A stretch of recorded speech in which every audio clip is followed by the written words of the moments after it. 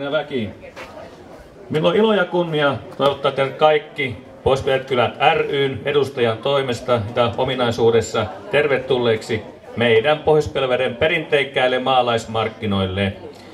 Ja nämä markkinat ovat tänä vuonna järjestyksessään 12 kerran, eli jonkun verran kokemusta löytyy näistä markkinameiningistä, niin kuin huomaatte varmasti tämän meiningin täällä olevan. Tänäkin vuonna meillä on tosiaankin ilo ja kunnia. Olemme saaneet tänne monia näyttelijäasettajia, myyjiä, kyläaktiiveja, markkinakansaa oikein kiitettävästi. Keli on mitä otollisin hyvälle maalaismarkkinatapahtumalle, niin kuin tänäkin kesänä on ollut ympäri Suomenmaata. Ja meillä perinteisesti Pohjois-Pihlajavedellä on tämä keli ollut hyvin suosiollinen maalaismarkkinoille. Tämäkään kerta ei näytä tekevän poikkeusta. Hieman viileä on, mutta sehän on pelkästään vaatetustekninen kysymys. Minä voisin tässä käydä läpi hieman tätä tämänkertaisen maalaismarkkinoiden ohjelmaa. Ja sitten tuossa Anneli Tikkanen on vieressäni tämän kesän kesätyöntekijämme, kylätyöntekijämme. Hän käy sitten läpi ne henkilöt ja ne tahot, jotka täällä tänä päivänä ovat teille palvelujaan tarjoamassa. Ja heitähän täällä on tosiaankin kiitettävästi, taitaa olla 30 näyttelijäasettajia ja myyjää. Eli voisi sanoa, että hyvin on otolliset olosuhteet hyvälle kaupantekopäivälle ja löytyjen tekemiselle tuolla ja kaikkea mitä tarjontaa täällä löytyykään. Sitten Savon Kuitu on täällä meillä myöskin paikalla esittelemässä tämän hetken tilannetta, miten ollaan rakentamassa maakunnallista valokuituverkkoa tänne meidän maakuntaan. Ja Pohjois-Pihlajavedellä on ollut hyvin aktiivinen tässä suhteessa, että meillä on jo tällä hetkelläkin aika moni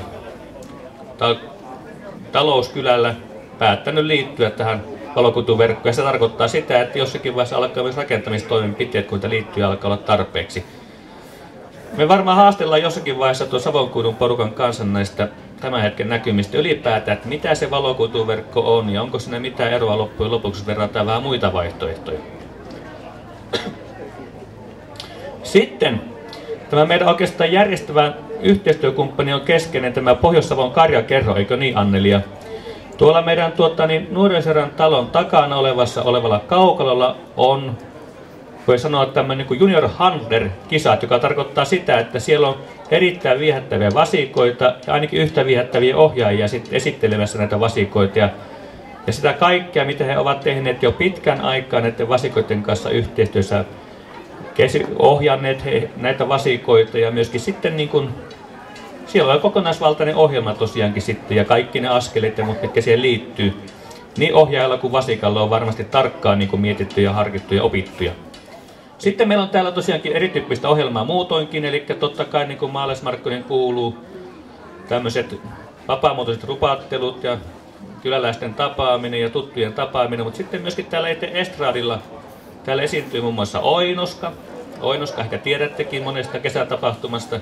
On semmoinen persoonallinen hahmo, joka sitten avaa vähän tätä, miten voisi sanoa, sketsin keinoin tätä niin kuin tämän päivän elämää ja Oinoskan silmin nähtynä. Ja sitten täällä myöskin kiertelee Pellepappa, tai Pellepappa saattaa olla, että se kiertelee täällä ja hän sitten ilmapalloja täyttää lapsille ja Pellen ominaisuudessa sitten. Mutta Pohjois-Pihlajavedellä ollaan ja voi mitenkään mukava, kun on tämmöinen ilma, ettei saa vettä, eikö oo? Vai olisiko satteet ollut paremmin? Onko kenen kukat kastelematta tänä aamuna ja toivotte hirveästi, että sataas vettä? Mutta onneksi.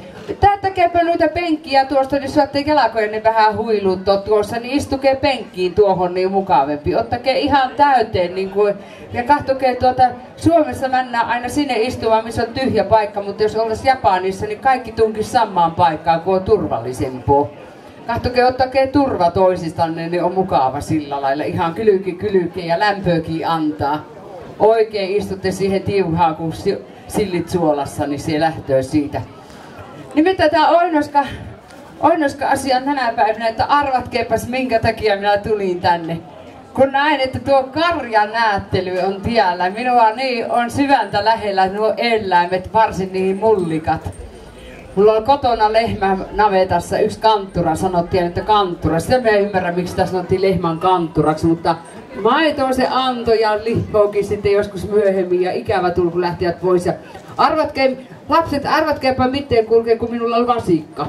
Miten minä tein sille vasikalle. Minä menin kulkee sen pirttuuseen ihan pienenä koulutyttönä ja minä istuin siellä vasikan kanssa pirtuussa niin, että se kevätjuhlan mekonkin Helema luttuutti suuhunsa silleen, että semmonen limalötky lähti sieltä ja äiti huusi hirveänä piäpunaisena, että tyttö on tilannut vuotteessa. Mä sitä, ei kun se on minun rakas pörrivasikka, joka on sitä nuoluvua. Ihan rakkaudesta se on nuoluvua sitä minun Helemoja. Ja ihan hirveän nätti vasikka. Ootteko te muuten kahtonut lehmän silmiä, miten kaanit ne on? Ei kellään oo mitä nyt ottaa huomioon, minun poikakaveri ennen vanhaa, silloin komeet silmät kyllä kanssa, mutta se vasikan silmä ja lehmän silmä on kaaneinta maailmassa, sitä ei arvoa kukkaa. Lehmästä joskus tehdään pilikkoja kaikenlaista ja sanotaan joskus naisestakin, että aika lehmä, mutta se on varmaan kulkee tää rakkaudesta se hevonen niin potkii ja jos se lehmäs nimitetään nainen, niin se on kulkee vaan hyvä asia. Sieltä lähtee utareista maitoa ja lämpöä ja kaikkea ja vähän välillä ja silleen noin. Mutta kellä teillä on lehmiä ollut kotona? Onko joku? No kuule, siellähän on ihan karjakko rouva. Joo, no kuule, minkälainen oli silloin se lehmien kuhtumislaulu? No laulappa vähän se kuule. Kuunnelkee. Oi, kuulkee kyllä se lehmä. Mutta tätikin on niin hyvä laulamaan lehmälauluja, että kuulkee se olisi päässyt oopperaan niillä lauluilla. Se on niin hyvää kuhtumaan niitä lehmiä ja jokainen lehmä tunsi oman laulunsa. Uskotteko sitä?